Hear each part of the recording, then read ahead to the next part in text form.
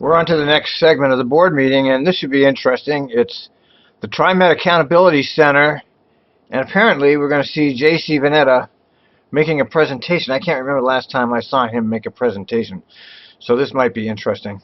President, members of the board, J.C. Vanetta will help us here with a little walkthrough that I wanted to do, a little demonstration. But the resolution before you does adopt an accountability policy.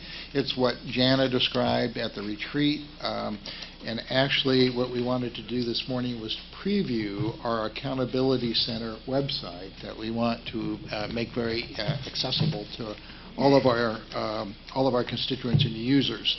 Upon the board's approval, we'll launch this website, and it will be available at trimet.org, as JC will show you later today. And I would just note that this is amongst the efforts that we have underway to expand our transparency, to better inform the public about our business and make it easier to find key information. Much of this information was available prior on the website, but what we've tried to do is organize it so that it's easy, a couple clicks away from any user, so it's much easier to find and much more organized. And as we click on the actual website, you begin to see the Accountability Center there circled, and if you click on that, you begin to get to a very detailed list that begins to demonstrate where or show where all the documents can be accessed from on the website. And I might note that this all started, of course, partially with the public records review that you also heard a presentation on early. Do you remember that public records review? That was a bunch of lawyers who were paid $30,000, I believe, for a few days' work, and they published a report favorable that Trimet is not hiding records or not distorting records. But of course, they failed to interview even one person who has to deal with the public records request, which immediately throws the evaluation out the window if they didn't even take the time to evaluate even one person who's used the process. Then what good is their evaluation? At the time, we all knew it was another Trimet, phony audit. They have a lot of these phony audits where they hire a bunch of people and they go in and do some half-assed audit like they did with this public records thing. I mean, they didn't evaluate the cost of the records and the process that people had to go through to get the records. And of course, the problem with the Trimet public records is they're unaffordable. The information I used to get for free as an employee now would charge me $1,700 to get the same information. That's right there. That proves the Trimet Public Records Department is nothing but a farce and a joke. And no matter how many people they hire to rubber stamp their bullshit, people like me, people like Elm Fox, other people who have dealt with public records know they're just lying through their teeth, as always. And I wanted to note that we do currently meet or exceed all of the state law related transparency and disclosure requirements. But what we want. But here we go again with another claim that we can't prove or disprove one way or the other. But regarding this, I can tell you for sure that Oregon ranks a C, generally speaking, in the ratings of transparency. They're in the middle of the pack there. And hold on, let me see. So we know that Oregon ranks a C. Places like Texas rank an A, and North Carolina ranks an A, and New York ranks an A, New Hampshire ranks an A, and a whole bunch of other ones. So having a state law in Oregon does not really mean anything, because Oregon open records law are very low. What we wanted to do was really provide easier access to all that information, and that's what the Accountability Center on the website is really intended to do. It has on it all of our key important information. New to that, though, will be our agency's checkbook register, essentially. Now that's something new. That's new. I don't know. That's never happened before. I like that idea of the checkbook register. So that supposedly tells you every expense they're making at that time. It's hard to argue with that being a very positive development in the area of transparency at Trimet. That's certainly something we can't complain about. There'll be our pension and OPEB, other post-employment benefit calculations and actuarial reports.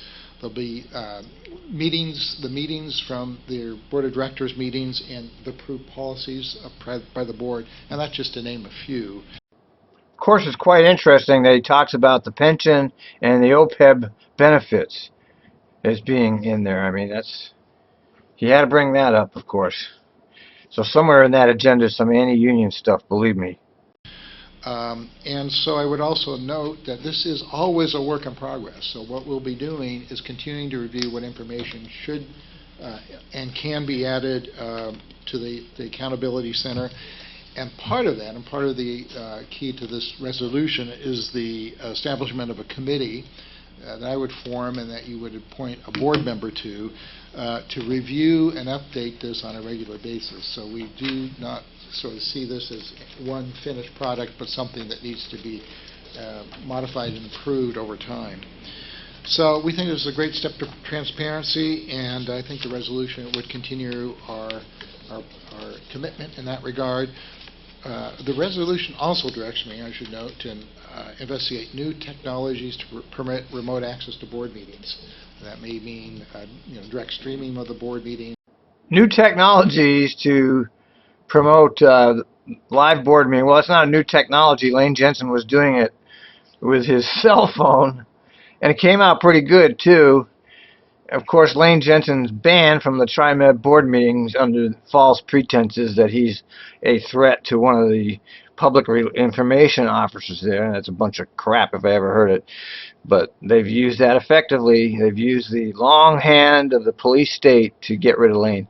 So it's not a new technology. It's already been done. If one guy with one cell phone can do it, I would hope the billion-dollar agency can do it. And other sorts of communications with the board over time. So with that, I would recommend approval. And JC, anything to add? Nope. Okay. Any questions? Questions or comments from the board? We do have one person like to testify. Yes, Director Prosser. Yeah, I do have one question. As I remember the discussion when Jana was presenting this, we talked some about a requirement for this committee to make regular reports to the board. Yes. And I didn't see that in the resolution, and I'm just wondering how we're handling that. What we would do is, because I don't anticipate that this committee will meet, for example, monthly. It's Right. a couple times a year, I think, to review where we are and what other recommendations or enhancements we can consider. So at the conclusion of those meetings, we bring a report to the committee, just like we do the other committee reports from board members. Okay. So we don't need to do anything formal in the resolution? I don't think so. I think we'll get the committee. This will establish a committee. I'll ask a member of the board to be the representative on that, and I think we'll let that representative decide how quickly and regularly they want to report back to the board, and the board can obviously give them their input then. So, you okay with that? Yeah, I just have a reading over this last night and then today again reminds me of what Director Esmond said about, it talks about inclusion is important to public participation, but we don't talk about folks who are English language learners, those kinds of things. So how will we assure that all folks have the opportunity to participate? I'm starting to feel bad about the way I categorized her as not having the slightest clue of what's going on. The last couple meetings, she's actually made some very good comments, and obviously she is paying attention. And that's a very good question. Let's see what they say. So I think that is something that we need to talk about. So I guess my question is, how would we do that if we move this forward today? Well, first off, I guess the threshold question is, do we want to create a committee and move forward on this? And so I guess we'll see on that shortly. But I would suspect the committee needs to engage on that very issue. I think that's a very, very worthwhile and discussion that needs to be held right up front in terms of how you get this information that we're now putting on the web to other folks, and how are they going to be able to access and understand it, right? Yes, I would ask that either Martin Gonzalez, who does this, as well as John L. Bell, participate, or either or, to make sure that we are moving forward Good. with that. Good those comment. kind of Good things. comment. Good comment. Okay. All right. Let me ask Al Margulies to come up. I wanted to speak to this issue. Yep. Please.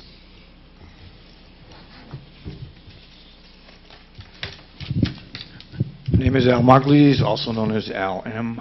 I'm a blogger, and I personally am very happy to see something like this before you, because me and that gentleman right there with that camera have been doing your job for the last 5 years, making these meetings public. And we've asked, or he's asked for some compensation for that, specifically a bus pass, and you guys denied that. So it'd be nice to actually see Trimet taking over the job of making these meetings public from me and Jason. I've always wondered, why are you making us do this? Secondly, I've heard a lot about you wanting public input, and it seems like there's some genuine interest coming about here, and it's going to take a long time to get me to believe that you're actually doing that. Did you hear Warner laugh at the comment I made, which was, it's going to take me a long time to believe that they actually want public input? Well, it will take a long time, because I don't believe it. I think it's all show. Anyway, I was interested that he chuckled at that comment. But one of the things that you're doing wrong is you're making everybody wait through this entire meeting to have a public input session. Up at C-Tran, they have the public input first, before they conduct their business.